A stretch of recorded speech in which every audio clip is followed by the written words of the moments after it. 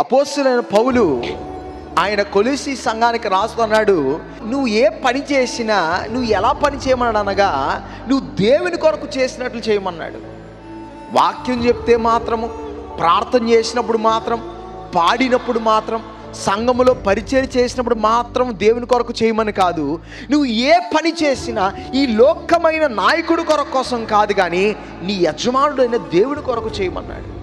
అంటే నీ పని ఏదైనా ఉండొచ్చు, నీ పని ఎవ్వరు కూడా పట్టించుకోలేని పనే ఉండొచ్చు, లేకపోతే ఉన్నతమైన ఉద్యోగం ఉండొచ్చు, నీ అధికారులను ప్రేమించేవారే ఉండొచ్చు, లేకపోతే నిన్ను వారి అవసరాల కొరకు వాడుకునే వారే ఉండొచ్చు.